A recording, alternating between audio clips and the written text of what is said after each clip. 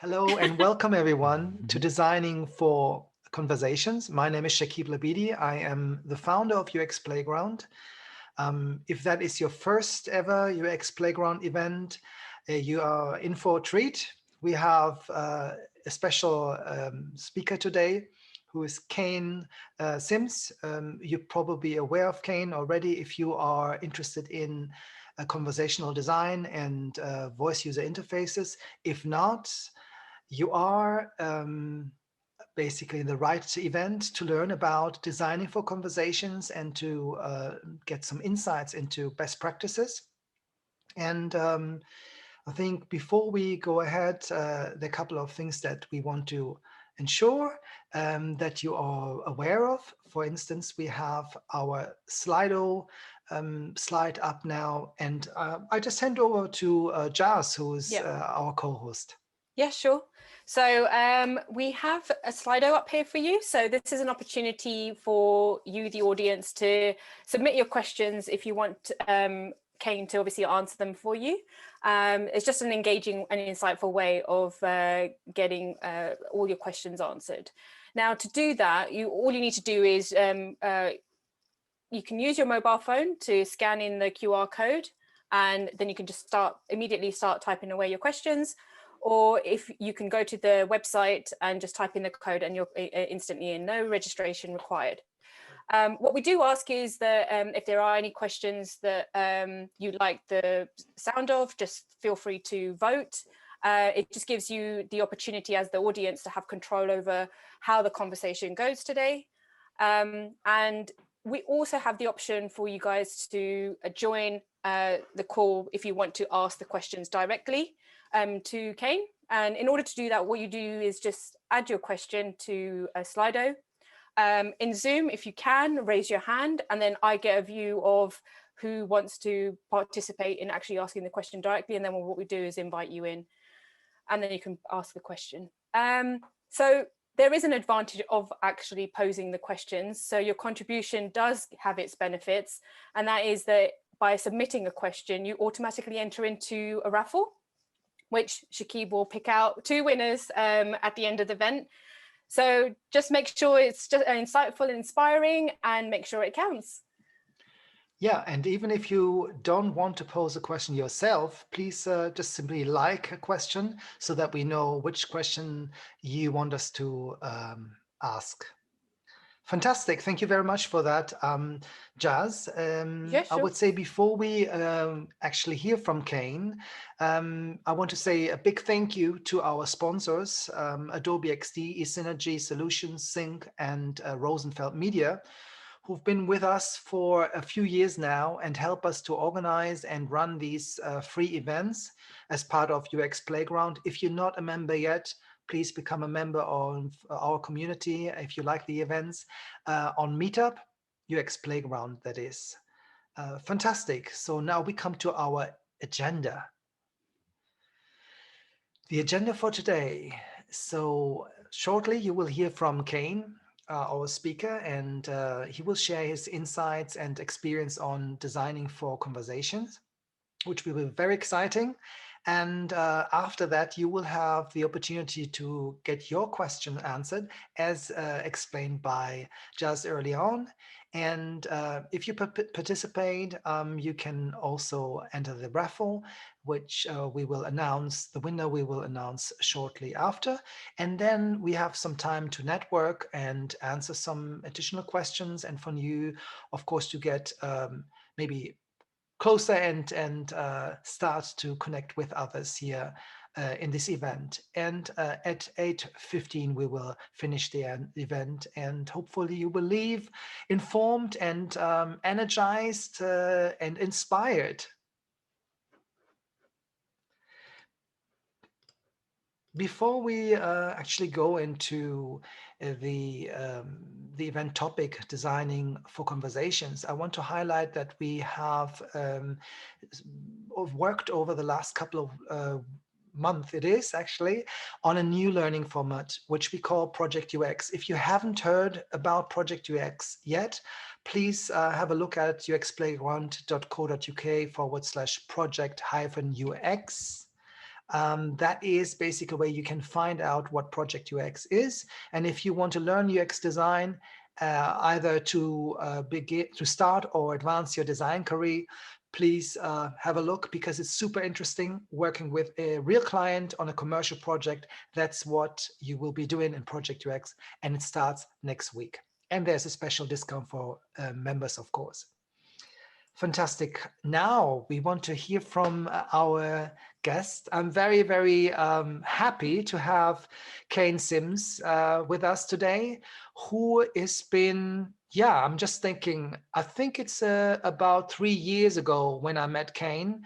It was back in 2019 when myself and Hamel Gill, who who I met as part of the UX Playground, part of one of the events. Basically, we did a piece on a research piece on Alexa. We went into people's homes here in London, and we interviewed 8 households to learn about their relationship with the voice assistant Alexa.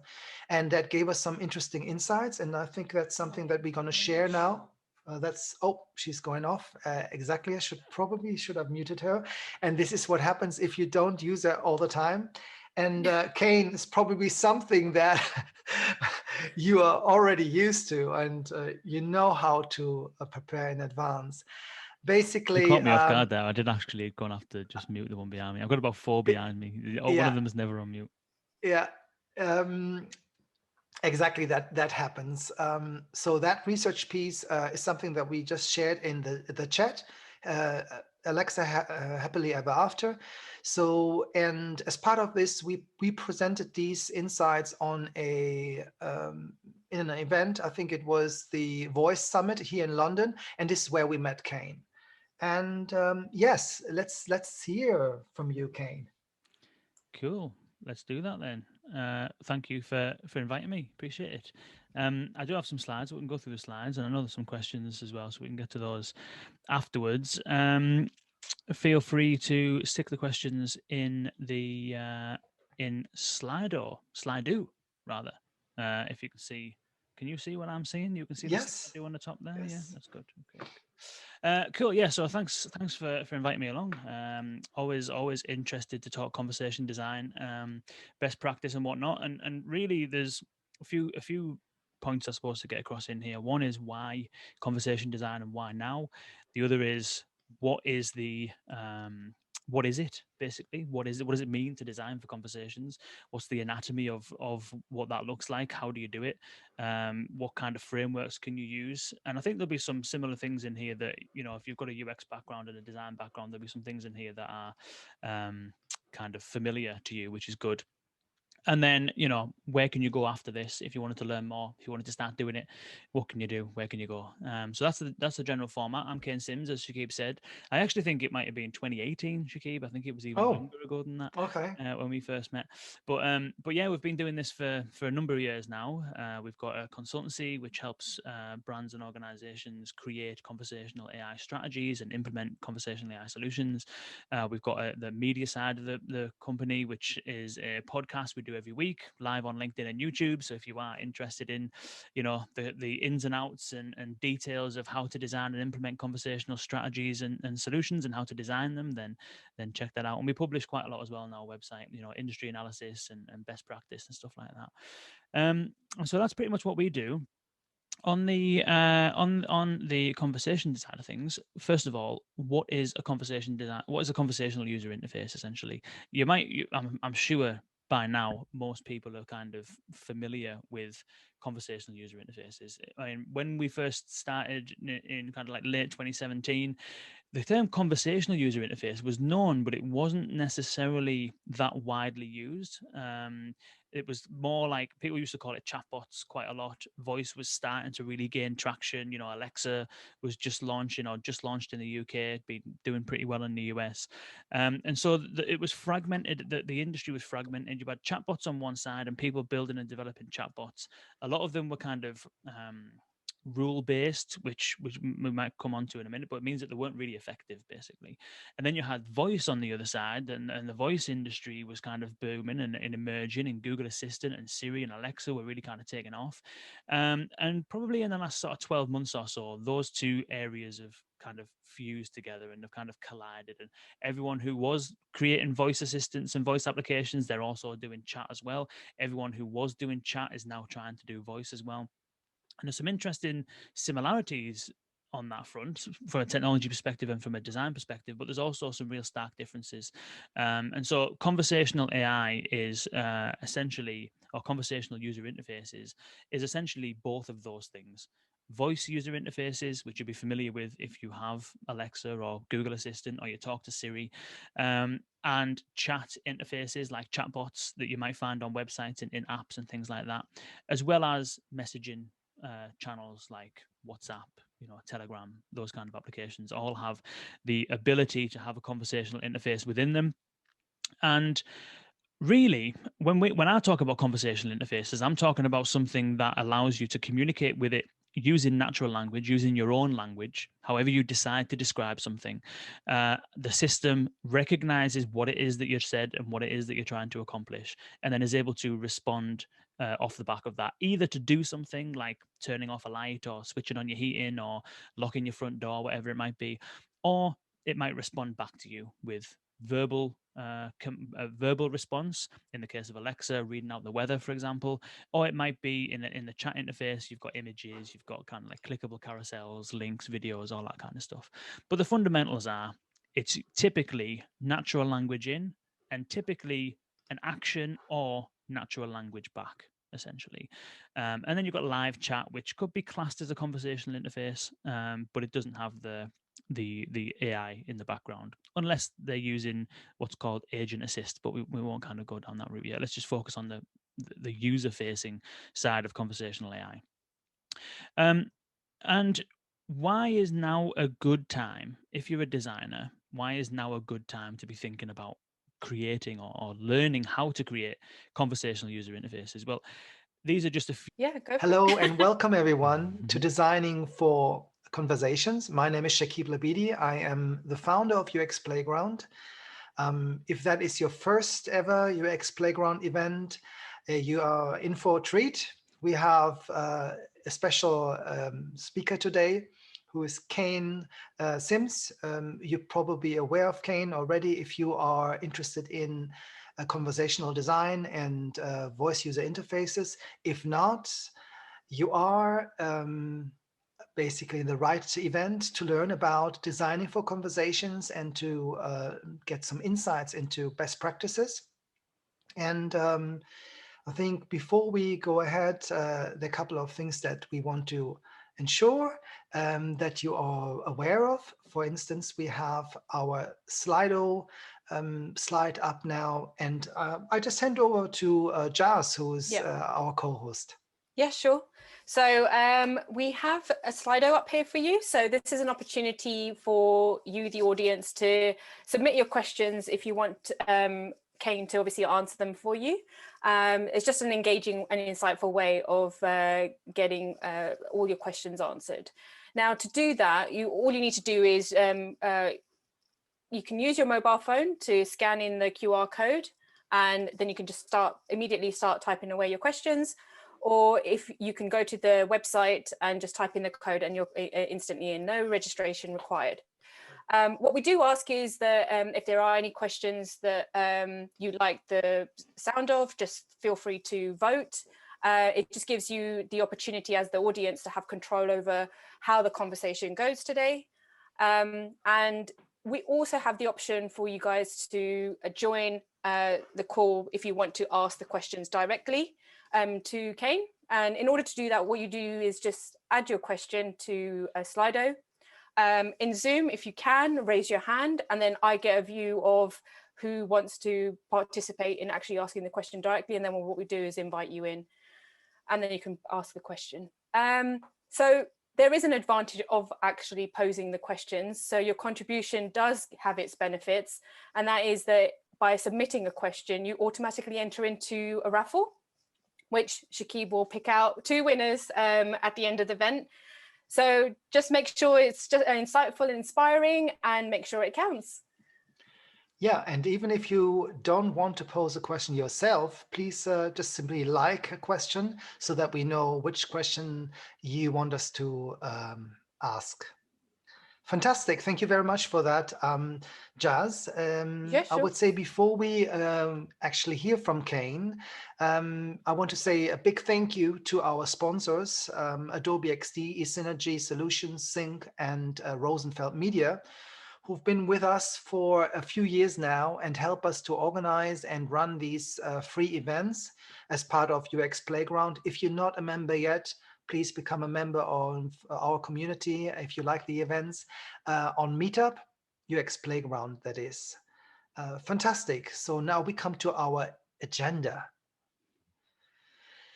The agenda for today. So shortly you will hear from Kane, our speaker, and he will share his insights and experience on designing for conversations, which will be very exciting. And after that, you will have the opportunity to get your question answered, as explained by Jazz early on. And if you participate, you can also enter the raffle, which we will announce, the winner we will announce shortly after. And then we have some time to network and answer some additional questions. And for you, of course, to get maybe closer and start to connect with others here in this event. And at 8:15 we will finish the event, and hopefully you will leave informed and energized and inspired.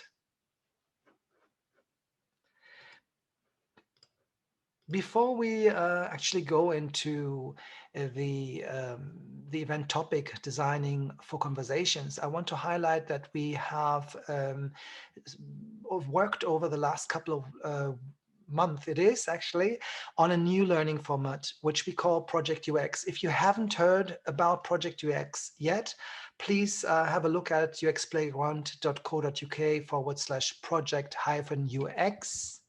That is basically where you can find out what Project UX is. And if you want to learn UX design, either to begin to start or advance your design career, please have a look, because it's super interesting working with a real client on a commercial project. That's what you will be doing in Project UX, and it starts next week. And there's a special discount for members, of course.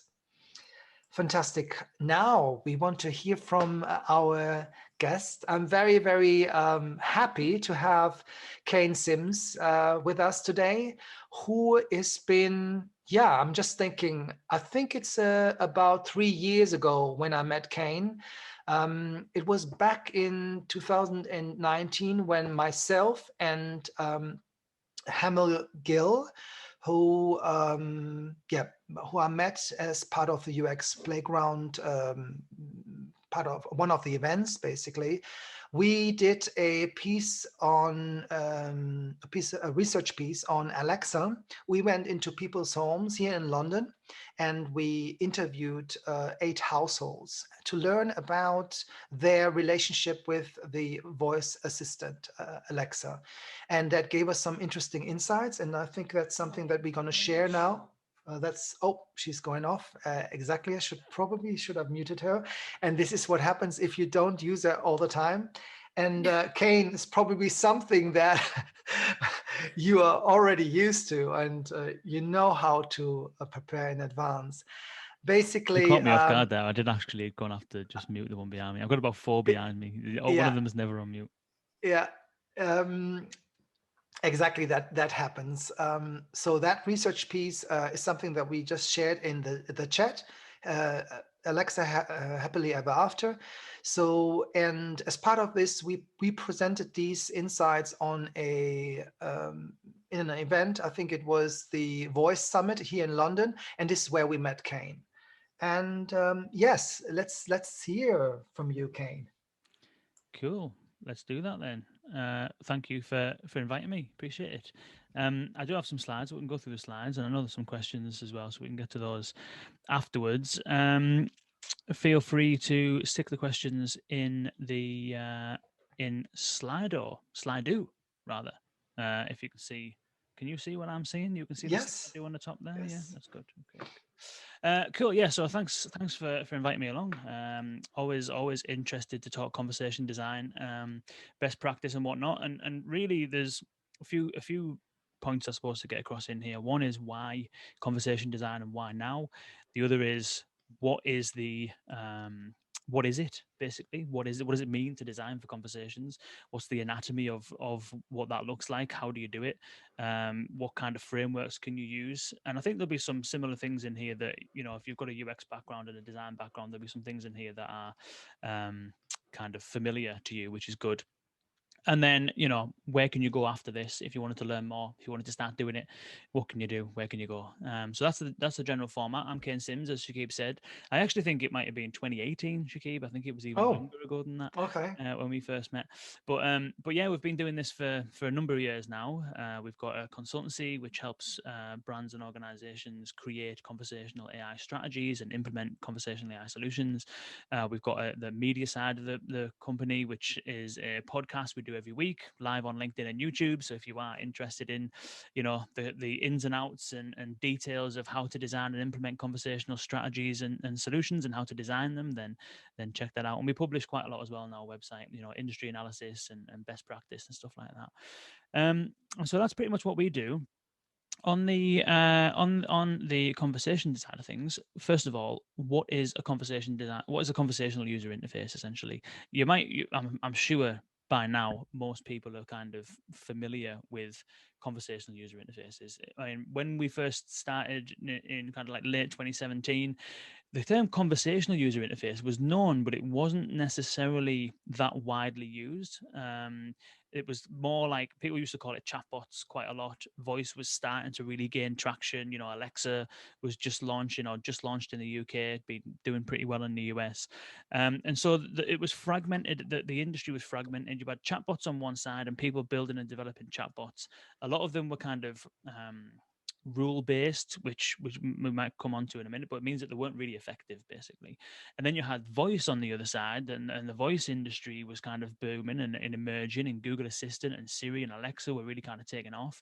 And probably in the last sort of 12 months or so, those two areas have kind of fused together and have kind of collided. And everyone who was creating voice assistants and voice applications, they're also doing chat as well.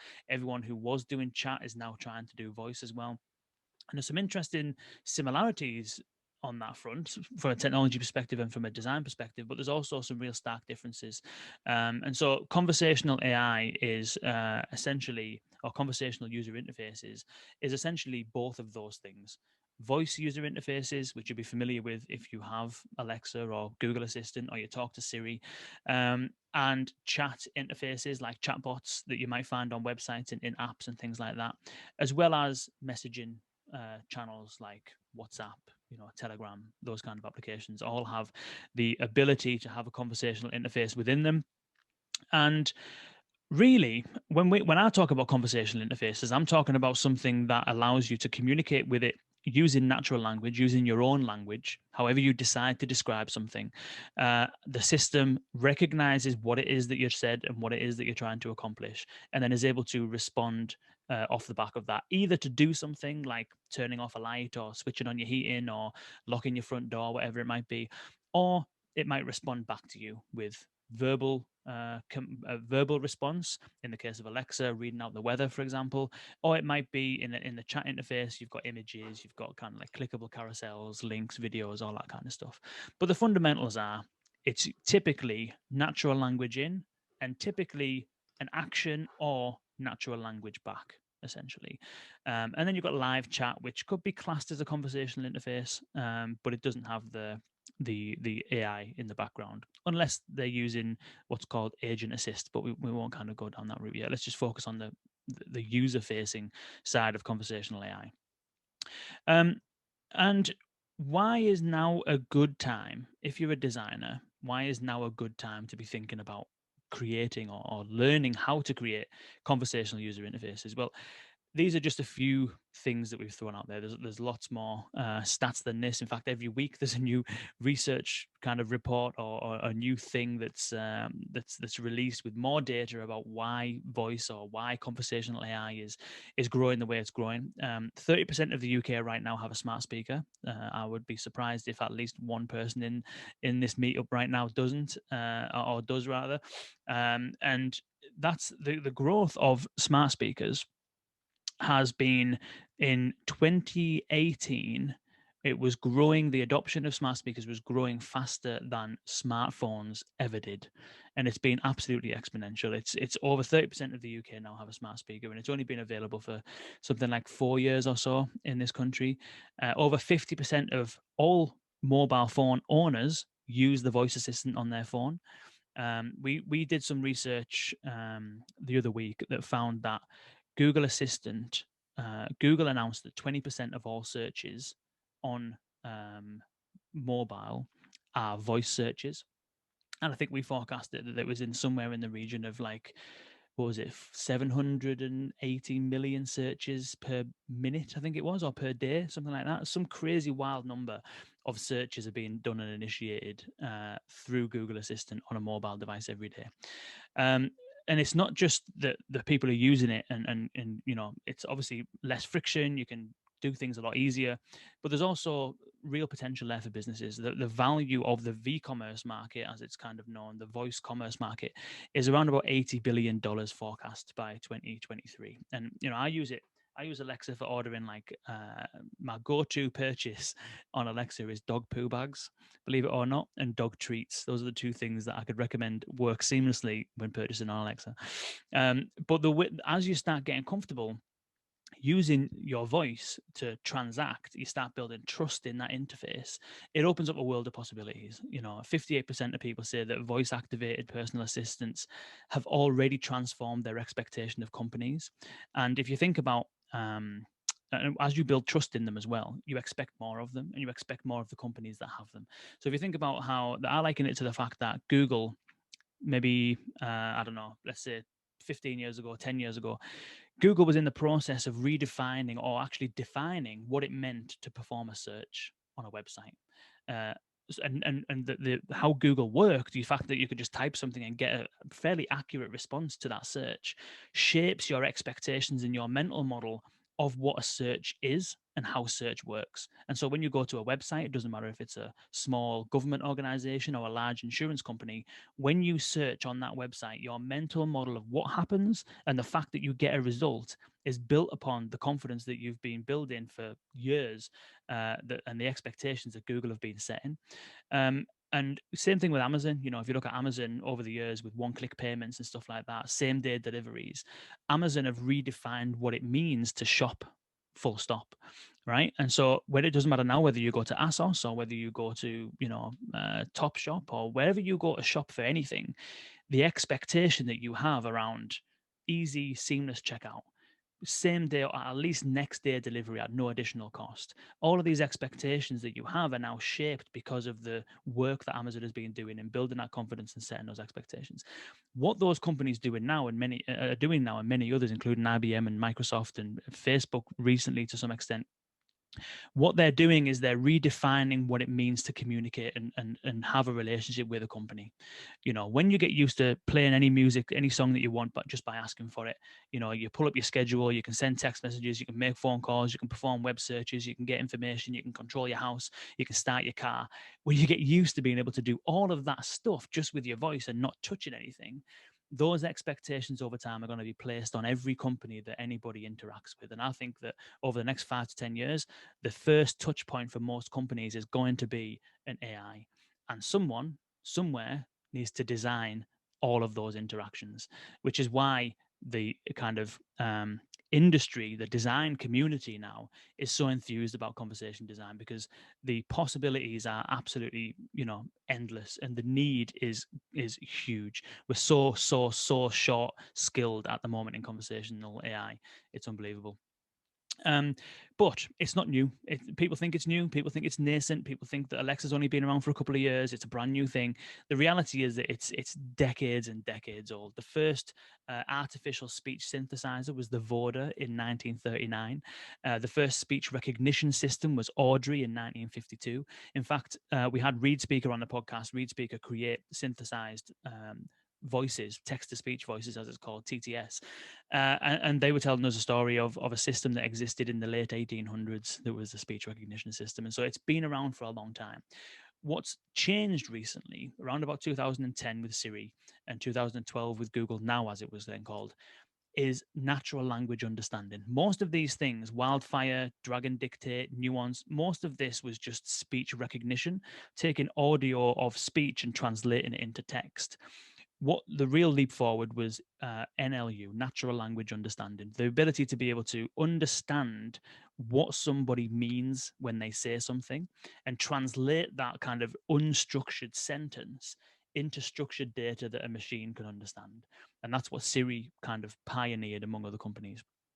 And then, Alexa came out in 2014 and popularized it, created a whole new category of products, and the rest, as they say, is kind of history. And so although we think it's new, it's not actually that new. But what is new is the kind of enthusiasm around it. In 1997 and 1994, there was a whole bunch of enthusiasm around automated IVR conversations, putting speech technology in contact centers. There was a big community around it, and it kind of died down because the technology wasn't really good enough. All of that has been resurfaced now and rekindled. And even Amazon Alexa reached the kind of peak of hype. And when Shakib did that study with Hemel, it was kind of almost at the peak of its hype as far as technology hype is concerned. TechCrunch are covering it. All these kind of publications are covering it. It's being hyped up. Expectations are inflated. And in the last couple of years, it's dampened down a bit. There's this concept on the Gartner hype cycle of the Trough of Disillusionment, which is when something reaches the pinnacle of its hype, people realize that it can't quite do everything they expected it to do. And then the expectations just kind of die down. The hype dies down. And then what happens is slowly it picks back up again, but it reaches a realistic and useful position in the market. And that's kind of where Amazon is on the way to now with Alexa, and same for Google Assistant. So with that, we know that there's a shortage of skills. We know that, and by the way, the Slido thing is on there. If you do have questions, go to slido.com, put that ID in, and feel free to fire the questions across. We'll do our best to answer them. And I know I'm probably already running over time now, so we might need to get to those sooner rather than later.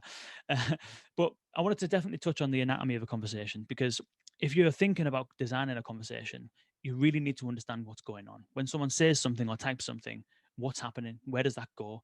What AI, as it's called, what's actually working behind the scenes? How does it work behind the scenes?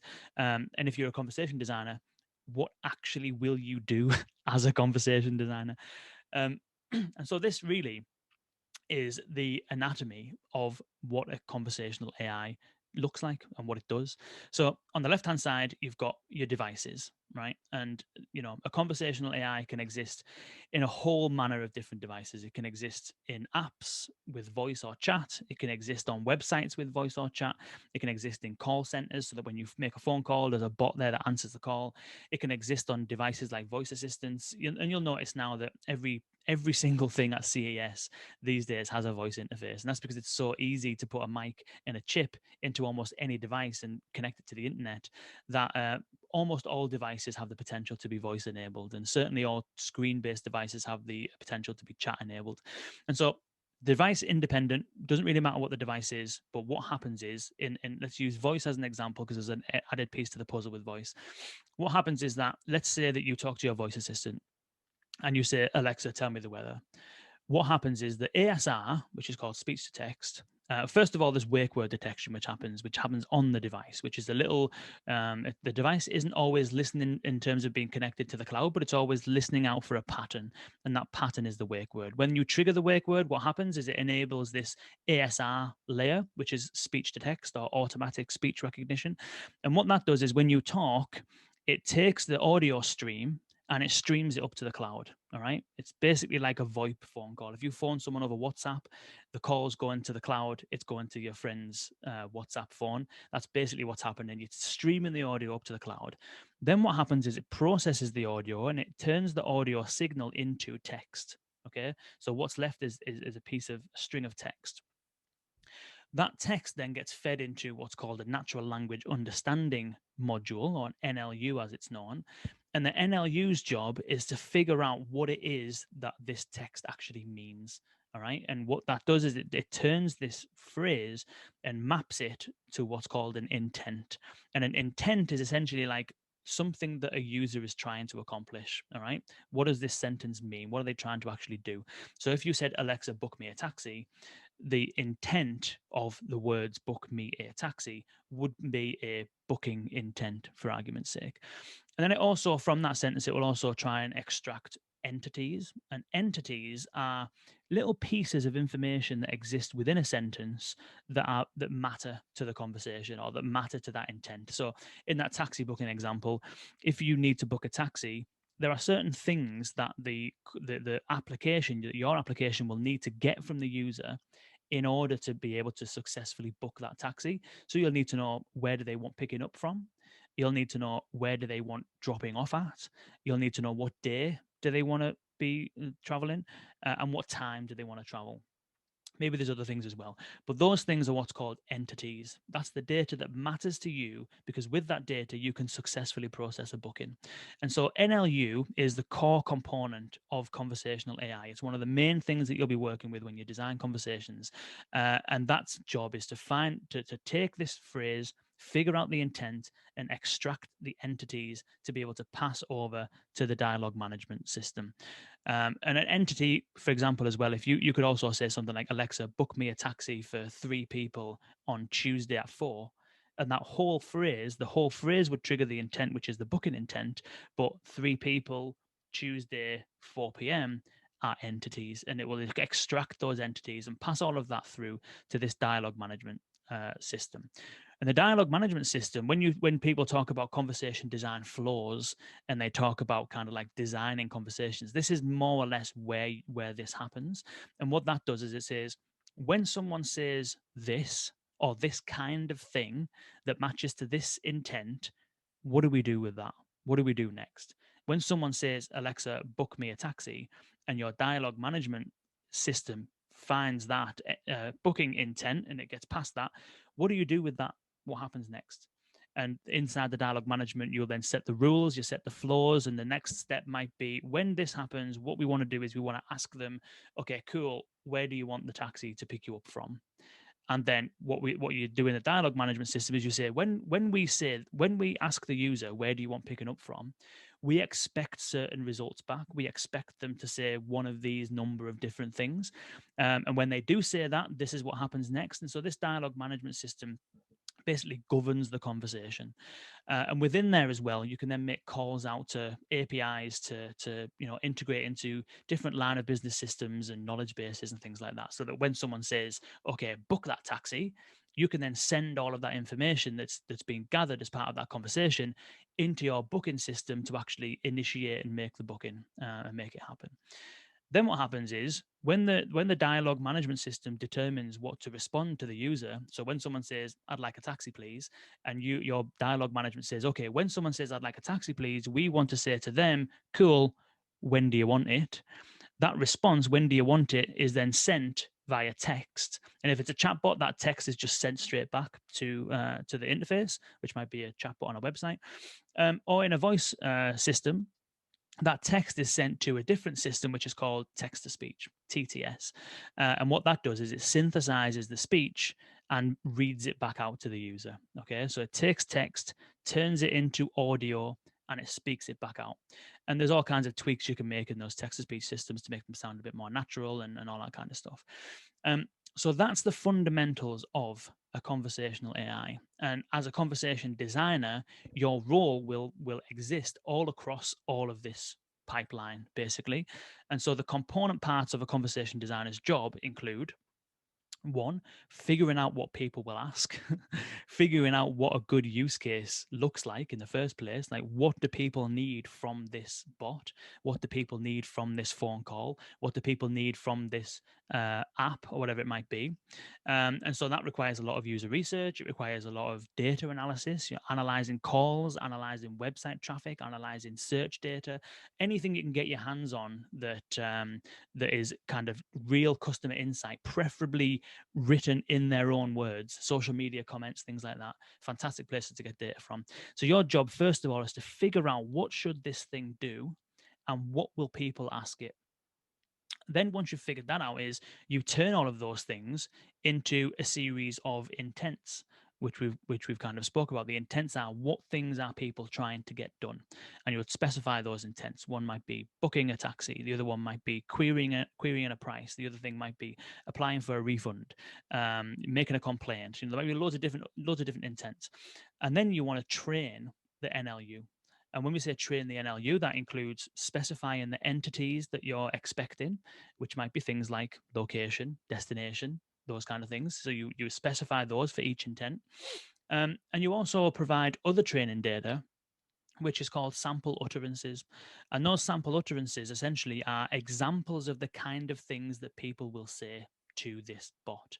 All right, which is why it's so important to get actual data from customers and understand how they speak.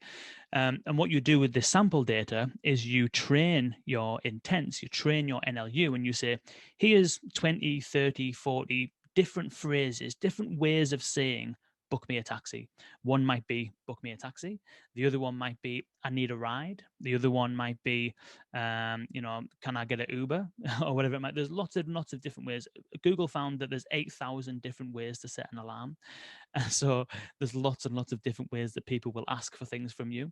Now, we don't need to specify 8,000 different phrases. We just need to give the NLU enough training data for it to be able to understand that when someone says something similar, they're probably talking about this.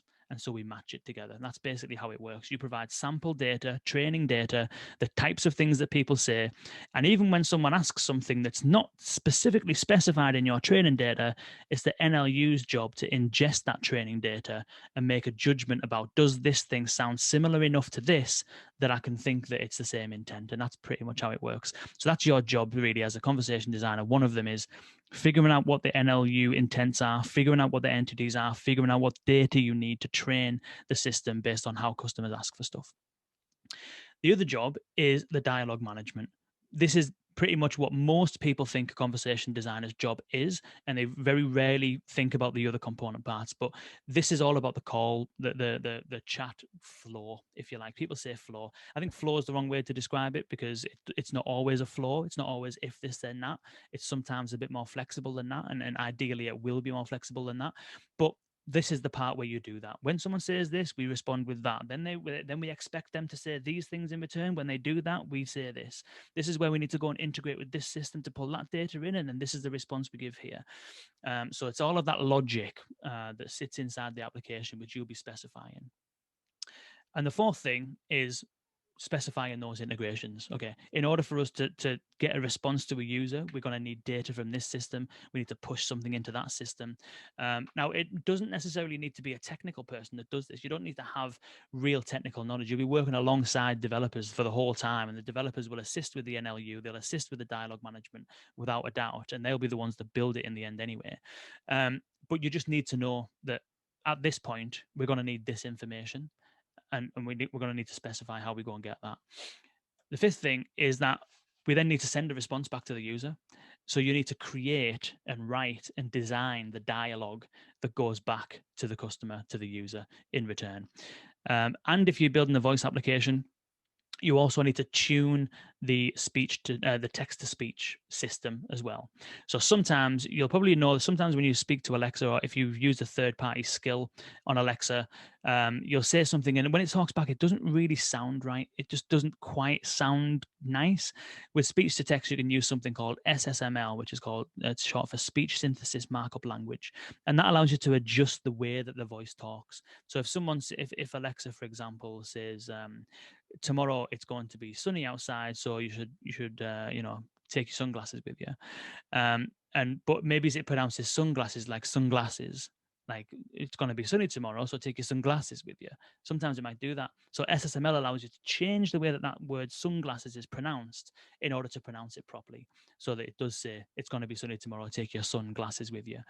And so those are really the component parts of a conversation designer's job: figuring out what the customer needs, putting together the conversational flow and the dialogue and the responses, translating that into intents and entities and training the NLU, specifying what data we don't have that we need and where we're going to get it from, and then tuning and tweaking the TTS to make sure that the responses back to the user are sensible and natural.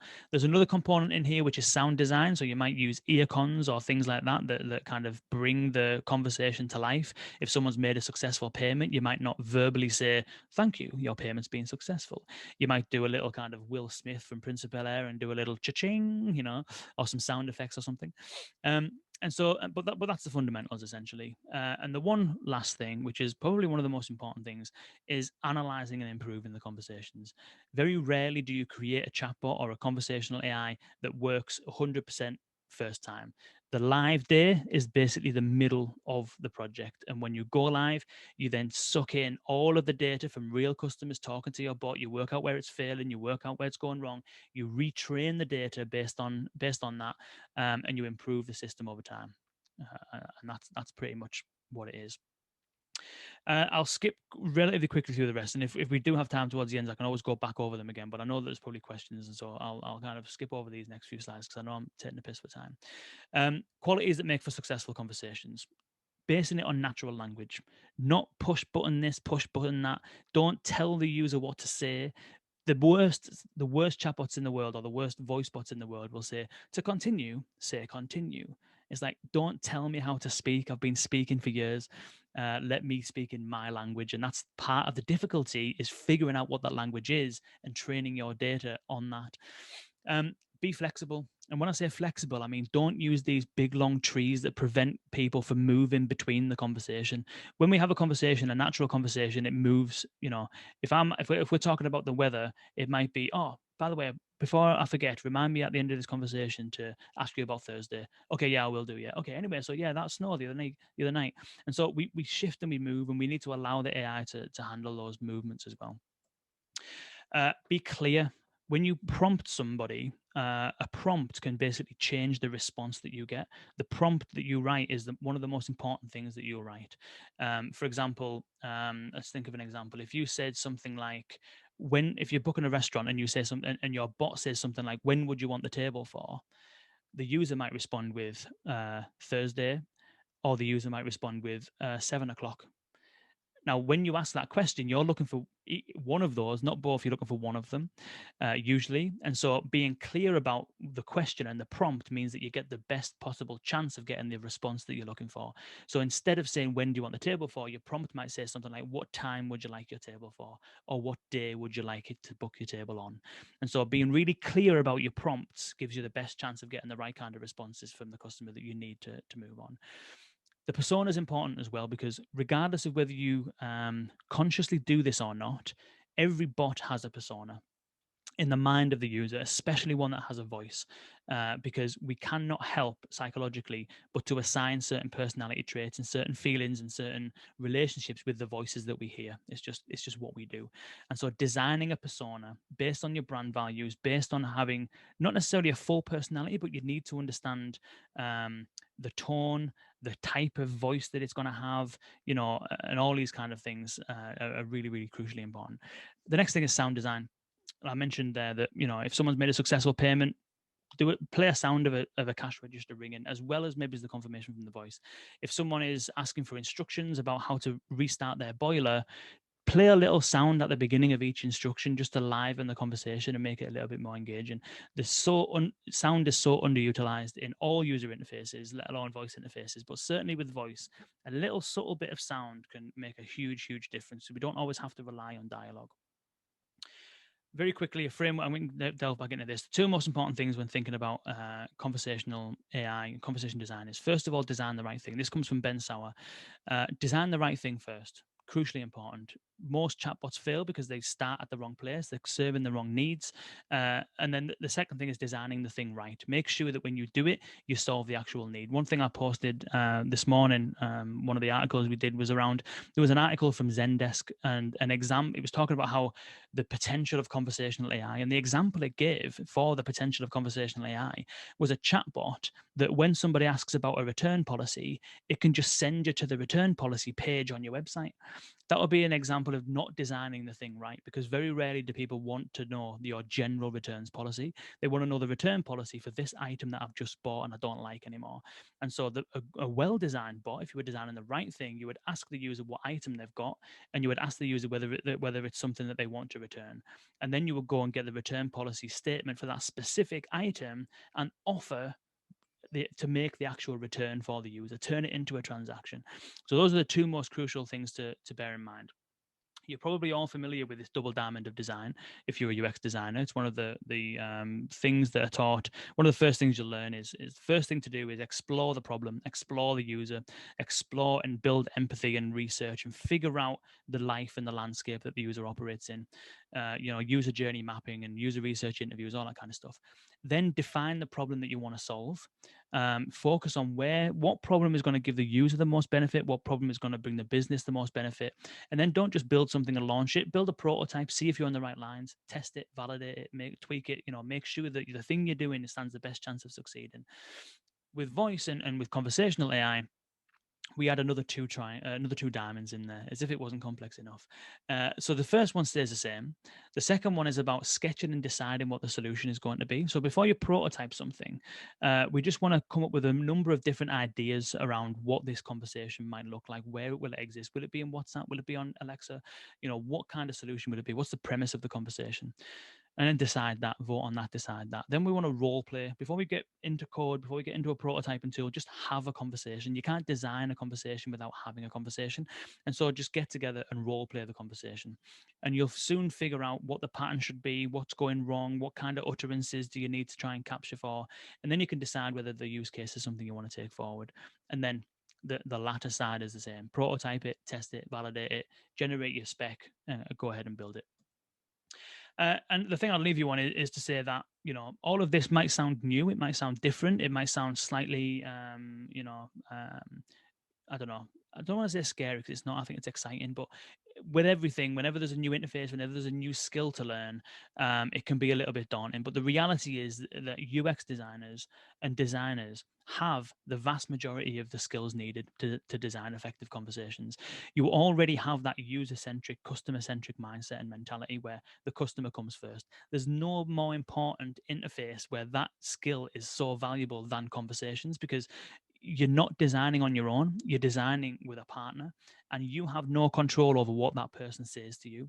So you have to be inside their mind, designing the things that they want and that they will say.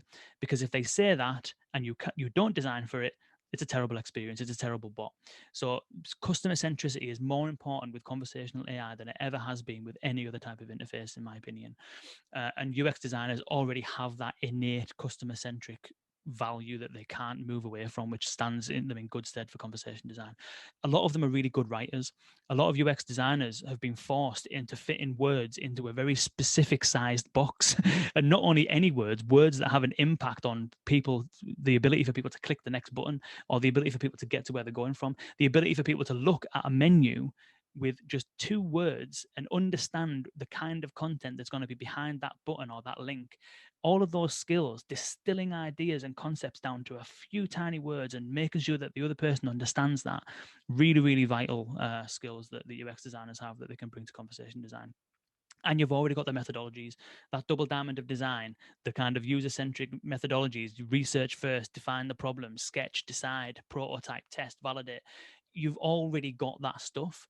The only thing that's different is the specific activities that you do within that framework. And so I think that UX designers make really good conversation designers because they have a whole bunch of the skills that are really important. few books if you want to, and we can send these slides around afterwards as well. So I won't go over these right now. But the latest one is Conversations with Things by Rebecca Evanhoe and Diana Deeble. Rebecca is one of our trainers on our conversation design training program.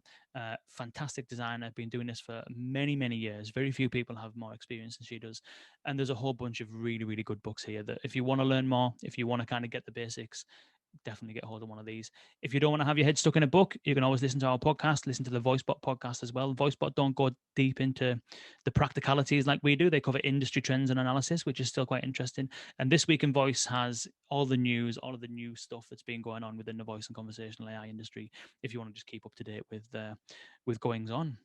And that's pretty much it. If you are interested in the podcast, check the podcast out by all means. And if you're interested with our conversation design training is predominantly for enterprise teams. There's other training courses out there for individuals if they kind of want to just kind of learn in your own time and stuff like that. But if you are working at a company, you're interested in learning this stuff for real, I can always send you a prospectus and we can have a conversation. And that's it. I know I've gone a bit over time there, Shagib, and apologies for that. But, well, it's been amazing. You definitely re-excited me, if that's something that you can actually use, that term. It has been really, really insightful. And I must say that since we did the research and went into people's homes, like I said, to explore what their relationship is with a voice assistant, a lot has changed. And it's exciting to see how what opportunities designers have these days. And I have thousands of questions, but I want to make sure that we get your questions answered. So Jess, shall we just go into questions? Yes, sure. So as I was saying earlier in the talk, you're welcome to obviously add questions to Slido, which you've already done, which is great. And remember, a winner will be picked for the raffle later on based on your questions. So the insightful they are, the more likely they are to win. And feel free to vote as well, because essentially you, the audience, are the ones kind of guiding the direction of where this goes.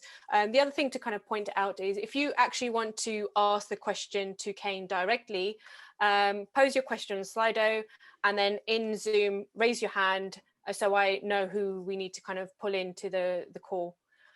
Okay, so I guess what we'll start with is this first one here. So what are some of the common mistakes that companies make that prevent them from creating well-designed I have to remember to say VUIs.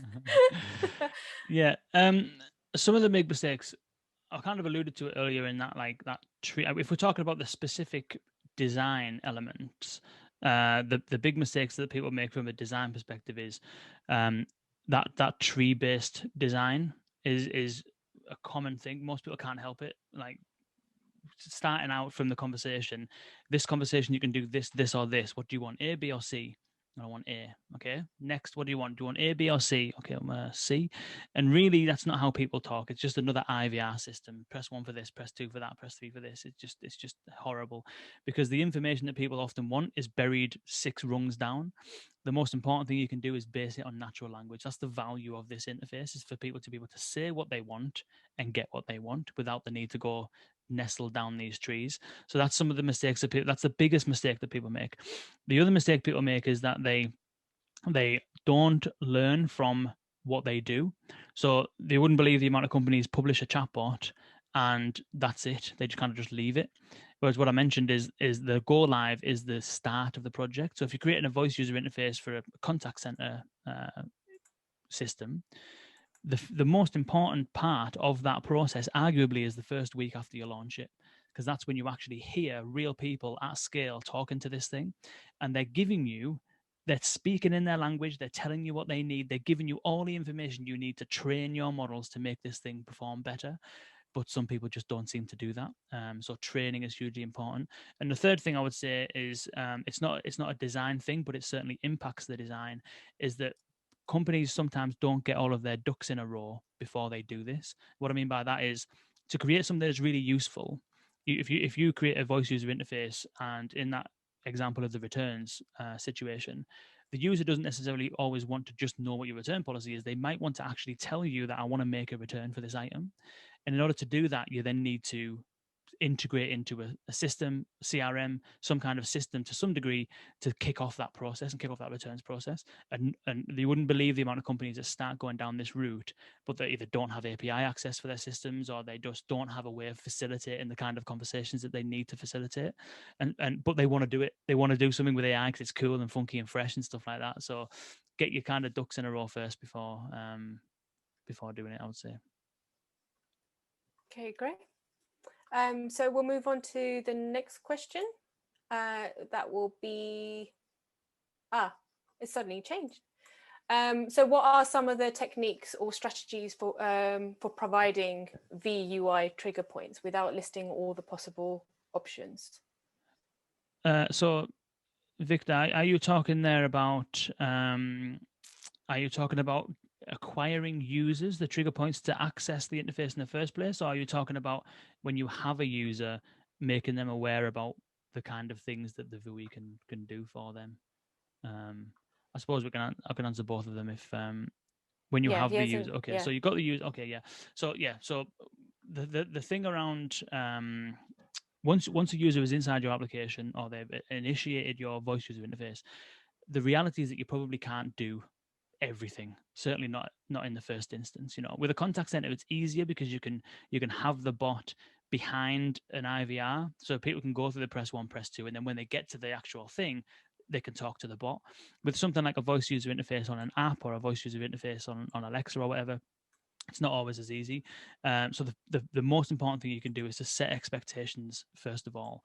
The welcome and greeting part of the interface is the most crucial kind of part. If you have something that doesn't have huge capabilities, if you're just starting out and you're crawling before you walk, then you need to set expectations. One, the expectation needs to be that this thing is a toddler and that you, the user, are helping me learn, right? The things that people tend to do is they position the voice assistant as like the high and mighty savior of the world, and that the voice assistant is like almost above the user as far as the kind of social status or whatever. Whereas the reality is voice assistants most of the time are inferior and they're just toddlers. They're not really assistants.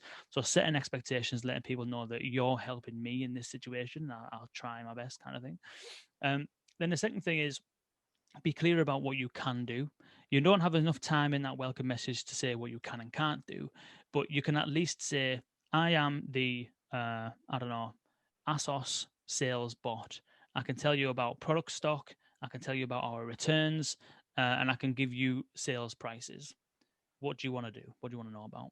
So now I've framed the conversation. You know that I can ask for stock. You know that I can ask about prices, and I know that I can do returns. I might still throw a wild one out there, and I might still say something like, how long is the delivery timescales? And if that's not something I can do, then you just need to recover better and reaffirm in your grounding strategies, in your kind of people call it error recovery. I don't like that phrase because conversations don't have errors. But your response back to the user should be, sorry, we can't do that right now. But we can do these things and these things and these things. So it's just about being clear with people about what it can and can't do, but not telling them what to say. That's the line that you shouldn't really cross. Tell them what it can do, but don't tell them what to say. Yeah, it's the same thing that you kind of challenges when you have that in person as well. Not telling people what to do. You kind of have to train yourself, not just about training in the program. Yeah, so in terms of the next question, in fact, is quite, this one kind of resonates with me as well, being one of those that are late adopters. To be honest, I haven't even quite adopted this whole, using voice assistants and things like that. So in terms of the next question, how do you reassure users against the concerns of snooping and always listening, and does that prevent the adoption? Which for me it probably does. Yeah, I mean the problem with this is that the most of the things around privacy that I've observed come from when things go wrong and people learn things that they weren't previously aware of. Like Amazon sending its recordings to China and people are transcribing it and listening to stuff, and Siri sending stuff to Indonesia or whatever and they're transcribing it and listening. When that story broke, it's like, oh my God, why are people listening to my recordings and what the hell's going on here? But everyone in the industry was like, to be honest, that's obviously expected. Like, that's one of the things that you do, is you need to understand when things go wrong. You need to understand what was said and why it went wrong. And then you need to retrain the data, the system, to make sure it can understand it in future. But that wasn't communicated because nobody really understands. They just think it's a black box. But the same thing has happened with Facebook. You know, people in the election over the last kind of 5 years or so have slowly realized that Facebook is harvesting data and that you're the product, and it's using all of your activities to sell to marketers and things like that. And so I don't think it's specific to these interfaces and these devices. I think it's a big tech problem in general about not being transparent and not being open about what's happening with data. And voice data, it is biometric data. You know, it is a personal identifier, and so it is important that it's treated well. The issue with most voice interfaces is that you can't get through. It's like when you download an app and you get through the T's and C's, somewhere buried in there might be one little line that says, and we share your recordings with Mexico, and they transcribe them. But you never get there, you'll never read it. So it's difficult when it comes to voice assistants to be as transparent as that. But I think there is ways if you prioritize it. It's designing. It's like, you know, GDS, the government digital service in the UK. One of their principles is design with privacy in mind.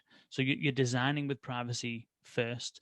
And so maybe even in that welcome, if you're designing your own assistant in an app, maybe that kind of stuff is in your privacy statement, which people agree to when they use the app. If you're designing a skill for Alexa and you're processing data in ways other than how Alexa does it itself. So by that, I mean, Alexa has a privacy policy and users need to agree to that before they speak to it. But your skill might process data in a different way. You might just have a message above there that has people, you know, opt into something, or you know, you have to get permissions in the app for certain things as well. But I think it's definitely a real issue, and it's something that the whole industry needs to do better with. It's like when you make a phone call to a contact center, you might be talking to a bot, and all of that audio might be getting sent to a server in somewhere in Europe, and the employees might be listening to those conversations. So yeah, you need to be clear. You know, this call is recorded. We might use it to do whatever. It's definitely important. But I think that what most of the time, to kind of wrap up on that, most of the time people's concerns don't stop them from actually acting.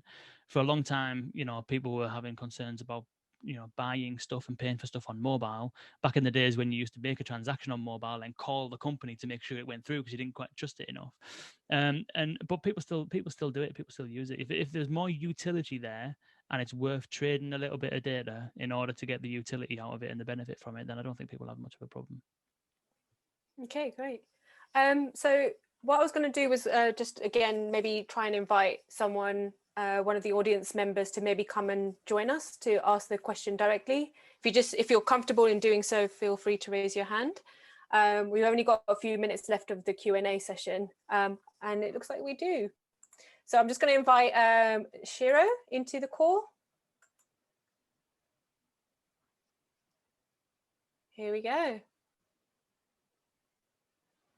Hello. Hello, Shiro. Hello, Shiro. I think you're on mute there.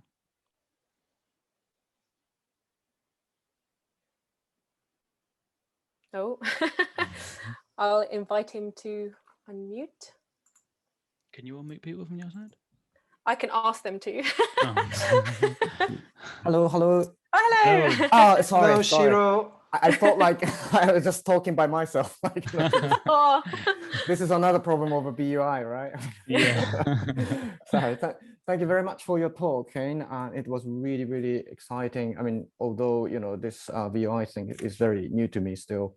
But my question would be, so it's like current sort of a situation of the VUI is very sophisticated, I would say, but, you know, but still kind of addressing very simple questions. Like, you know, it sounds like, you know, the current status of VUI can't really address, you know, the really complex, for example, syntax of natural language and things to understand people's feelings and things. I mean, eventually it might be possible, but so my question is essentially it's about the prospect of the future of VUI.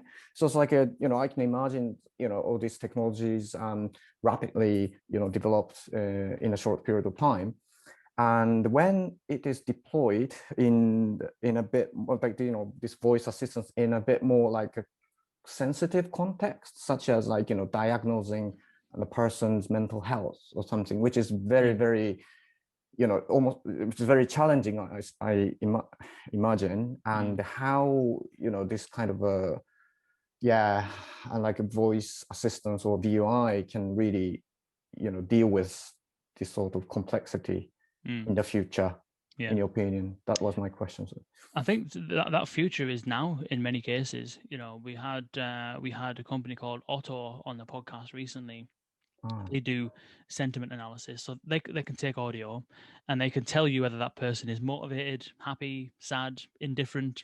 You know, they can tell you very specific emotional traits based off the back of that conversation. They can identify laughter, they can identify crying. And so they can feed all that data to you if that's the kind of stuff that you wanted. So you'd be able to literally say, with your voice application, we'll be able to say, right, this person was sad and they were crying. Or say, how do we respond to that? Or maybe we just send them to a human agent and we have them talk to them. Or maybe we be a bit more empathetic and we kind of, you know, our response changes based on that. There's another company called Canary Speech, and Canary Speech can identify Parkinson's disease and dementia in just 3 minutes worth of speech. Wow. How do they? Because in your voice there is over 5,000 individual bits of data, which apparently is more data than in a single strand of DNA, which is crazy. And they basically have models where they pick out patterns based on this 5,000 different data points, and they model it based on the voices of people who are suffering from dementia or Parkinson's. And it can be things like the form or pattern or cadence of hesitations or mumbles or noises or, you know, patterns in speech and things like that, which is unbelievable. There's another company called VoiceIt, which is, I think, part funded by Amazon now.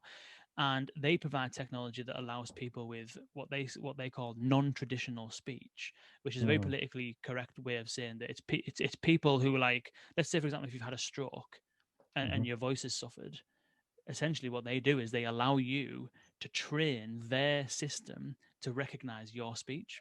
So that if you've had a stroke and you have trouble speaking like clearly enough for a voice assistant to hear you, you can use VoiceIt to train it, and then you can speak to it, and it can, you know.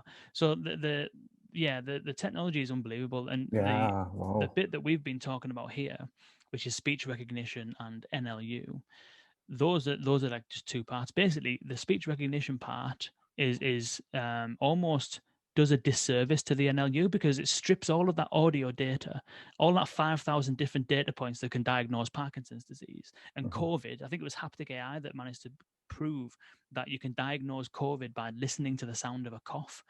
And so, you know, there's so much data in audio, emotion, all that kind of stuff. But speech recognition systems strip all of that stuff out and just give you the text. And so, you know, there's a whole world of technology around audio analytics that do this stuff. And then in terms of the future, the way I can see it going eventually, but it's probably going to be far off, is a company like Otto that can recognize sentiment. There's not much stopping them from assigning a personality to that.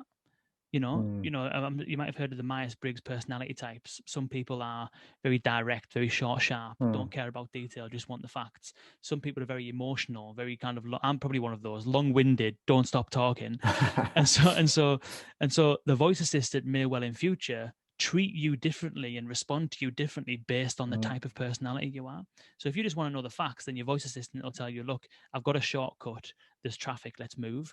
Whereas someone else might want that voice assistant to be say, okay, on St. George's Road, right at the top near the third traffic lights, there's a bit of traffic there. I think we might be able to save a bit of time by going this way. Some people might just want the voice assistant to do it themselves. Other people might want to ask permission. So should we do it that way? Yeah, go on then, yeah. And so being able to respond based on sentiment, based on personality type, it's the future of it is huge if you can marry it all together. I think we're still a little way off, but it's exciting. It's very impressive. Of course, a bit into this direction of the film Her, right? Which I think was very popular a while ago. It was in 2013, I think, right? That's that sci-fi romantic drama, Her, if you haven't seen it yet. And that kind of nuanced relationship almost with the voice assistant is something we're probably gonna see soon. Yeah, and then now you're in a question of ethics. You know, like how ethical is it to actually model an AI's behavior based on personality traits that it picks up on, and what are you doing for trust? Like people call Alexa her already. They personify it, they anthropomorphize it. You know, it's a her, whereas the reality is it's a piece of software. You know, and so over time you hear that voice a lot, you build trust in it, you invest in it because your calendar's in there, your credit card's in there, you know, your shopping list is in there, everything's in there, and you build habits. And if it starts responding to you based on your emotional state, not in a way that says, Kane, you sound annoyed, calm down, but in a way that's a little bit softer, if it detects that I'm annoyed or whatever it might be, then it's building a relationship still further, you know. And the question is, when you've got a commercial entity sitting behind that, is that the most ethical thing to do? Yeah, when I was living in England, was for studying. I mean, sometimes I really struggle with, like, you know, to understand how British people kind of feel, you know, because sometimes it's like, you know, the way they express this like different from, you know, my background, which is Japanese, you know. So yeah, probably like AI can do far better than, you know, better job than mine. Quite possibly, yeah. That's why it's being used at the minute in call centers. You know, for people handling calls, the sentiment analysis is kind of picking up on little tonalities and things like that. That's saying, hey, this person's sounding a bit kind of a bit annoyed, and it just helps it have that level of consistency where every single call handler, regardless of the country they're from and the culture the cultural background, they have the same information. You know, so it kind of levels that playing field, and also it can help the agents themselves. Like Otto, their sentiment analysis sits on the call and it will coach the agent. So, and again, some agents take this better than others, but like basically there's a little widget there that says, hey, you know, in not so many words, you could do with sounding a little bit happier because you're sounding a bit kind of lethargic. And it coaches the agents to make sure that all of the agents have a consistent way of speaking to customers, you know? So yeah, it's really interesting. Thank you very much. Thank you. Yeah. Thank you so much, Shiro. It's impressive to see in comparison now that we are trying to create this in machines, right? This type of conversation that we're having as human beings. It just shows that how much processing we are doing as human beings in order to understand the conversation and the capabilities that you must have to follow, to identify, to understand what has been said within a particular context by a certain person, which can vary depending on their background and ability to communicate. It's amazing the amount of information that we actually, or that the computer has to process. It's been really, really insightful, and as usual, the involvement of our members here in these events is even more exciting for us, and always leads to these really engaging events. Thank everyone for sharing your questions, and of course, Kane, for sharing your insights. Like I said, you definitely made me even more excited about conversational design again. And before I forget and we go into the raffle, I would like to say that if you like the topic, don't forget to follow Kane on LinkedIn. He streams on a regular basis live, and I just watched a stream the other day. It was about charismatic voice assistants or voice technology, and that was very interesting. So that kind of conversation can continue after this event. I want to encourage you to connect with Kane. Thank you. Okay, so raffle time, the exciting bit. So yes. as I was saying earlier, that you know, your questions and your contribution to the talk has its benefits, and that is that you were automatically entered into the raffle. So it's up to Shakib now to pick his two favorite, and then what I'm going to do is invite those individuals into the call if they are still around. Yeah. So you have your favorites, Shakib? Yeah, basically I try to be objective in a way as possible as it is, And I would like to make it very easy because you've also voted. So those who liked the question voted, and I would like to honor those two people who appear at the very top. That would be Victor and Joe. So we have definitely two people who contributed. Okay, Everyone else contributed, of course, as well. And those questions have also stimulated discussions, which is great. Thank you so much. Okay, so I'm just inviting those two in, if they're able to. Excellent. Hello, Joe. Hello, good evening. Thank you for Hello, Joe. Where are you joining us from? From Brighton in the UK. Oh, fantastic. And is it your first UX Playground event? It is, yeah, thank you. It's been very thought-provoking. That's what we want to achieve as part of our event. Fantastic. And welcome, Victor, as well. So, Victor, hello. So I'm just going to dive straight into the raffle. So if I could just quickly ask you to, one by one, obviously just pick one of the prizes. So one has to pick prize A, one has to pick prize B. So you choose which ones you want to go for, and then I'll reveal the prize behind it. Who wants to go first? After you, Victor. Oh, appreciate that. I'll go for prize B. You're going to go for B, and then Joe, you'll be prize A. Yeah? Awesome. So we'll reveal prize A, and that is 2 Rosenfeld Media books. So I'm not sure, I believe you get to choose the title. I'm not sure, but what we'll do is we'll have once you share your details, we'll be able to send that over to you. Yeah. Fantastic.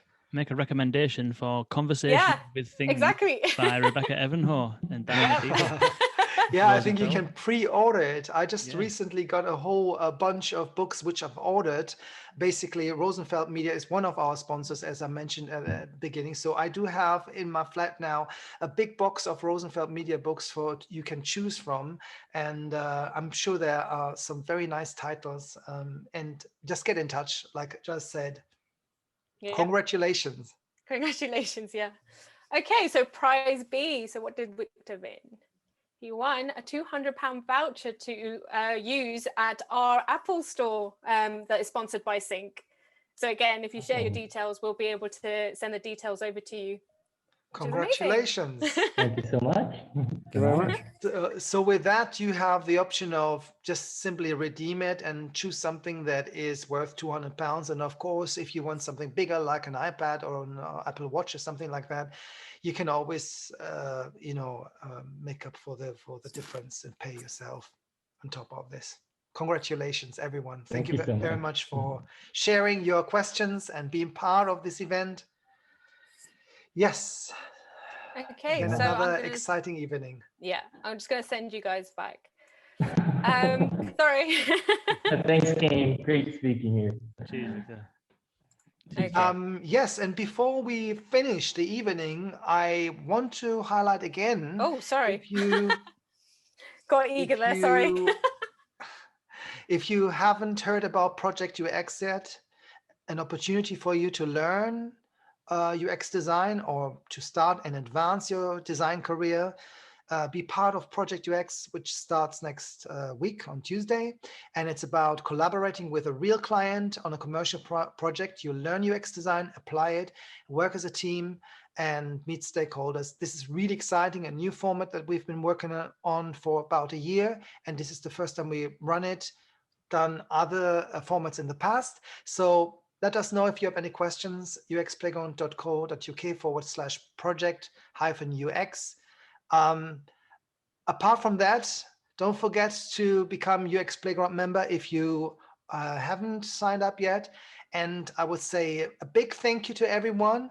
Feel free to stay on for another 5 minutes and network and share your cameras. And I look forward to seeing you next time when we have another event, and we will announce it on our Meetup channel. Thank you so much. Have a lovely day, evening. Bye-bye.